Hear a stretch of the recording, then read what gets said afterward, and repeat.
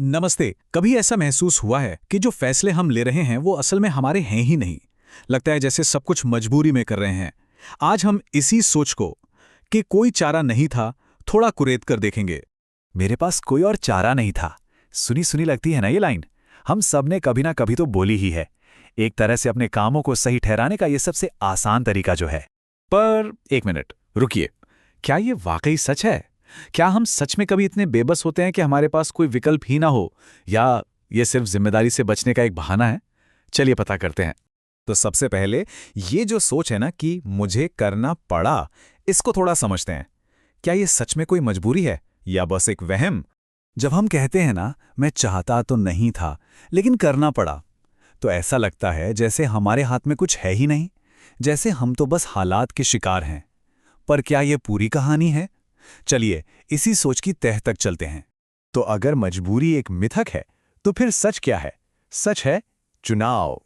हर situation में हमारे पास एक चॉइस होती है, भले ही वो हमें पहली नजर में दिखे नहीं। पता है, हम जो बोलते हैं ना, उसका हमारे दिमाग पर बहुत गहरा असर पड़ता है। एक तरफ है मजबूरी वाली भाषा, जो हमें कमजोर महसूस कराती है, और दूसरी तरफ है चुनाव की भाषा, जो हमें ताकत और कंट्रोल का एहसास दिलाती है। किसी का ना कहना कहानी का अंत नहीं है, बल्कि एक नई शुरुआत है। ये वो पल होता है जहां हमें अपनी पसंद की, अपनी चॉइस की असली ताकत समझ आती है। अच्छा, अब कुछ असली जिंदगी की सिचुएशंस देखते हैं, ये साबित करने के लिए कि जिसे हम मजबूरी का नाम देते हैं ना, उसमें भी असल में एक चॉइस, एक विकल्प छिपा होता है।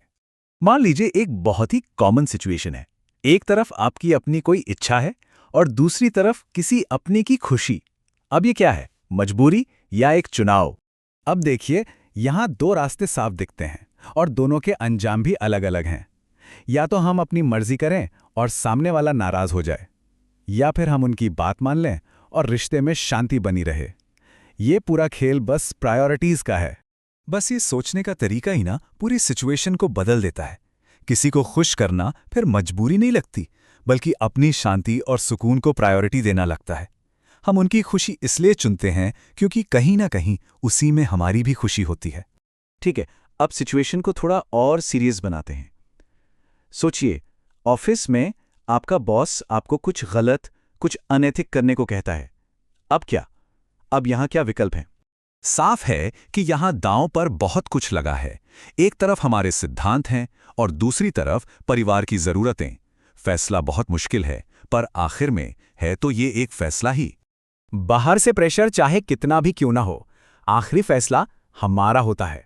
अपने उसूलों पर टिके रहना या परिवार के लिए झुक जाना, ये चुनाव, ये चॉइस हमारी अपनी होती है। अच्छा, चलिए अब इस आइडिया को इसकी आखिरी हद तक ले जाकर टेस्ट करते हैं। सोचिए, किसी ने सर पर बंदूक रखी है और कुछ गलत करने को बोल रहा है। क्या क्या अब भी कोई चुनाव है? ये एक बहुत ही खौफनाक सिचुएशन है, इसमें कोई शक नहीं। लेकिन यहां भी दो ही रास्ते हैं। एक रास्ता गलत काम करके अपनी जान बचा लेने का, और दूसरा अपने उसूलों के लिए जान दे देने का। ये भी एक चुनाव है, और शायद जिंदगी का सबसे मुश्किल चुनाव। तो अब जब ये साफ हो गया है कि चॉइस हमेशा होती है, तो इसका मतलब क्या निकलता है? इसका मतलब है जिम्मेदारी, हमारी अपनी पर्सनल रिस्पॉन्सिबिलिटी। देखिए, हर चुनाव के साथ आती है जिम्मेदारी। हम अपने फैसलों के नतीजों का ठीकरा किसी और पर नहीं फोड़ सकते। हमारे काम हमारे हैं तो उनके नतीजे भी हमारे ही होंगे। यही तो कर्म का सिद्धांत है ना। हमें काम करने की, अपना रास्ता चुनने की आज़ादी तो है, पर उसके नतीजों से बचने की आज़ादी नहीं है। चॉइस की ताकत के साथ जिम्मेदारी की कीमत भी जुड़ी होती है। हमें सिर्फ चुनने की काबिलियत ही नहीं मिली है, हमें बुद्धि भी मिली है, सही और गलत में फर्क करने की समझ। तो हर फैसला लेने से पहले उसके नतीजों के बारे में सोचना, ये हमारी ही जिम्मेदारी है।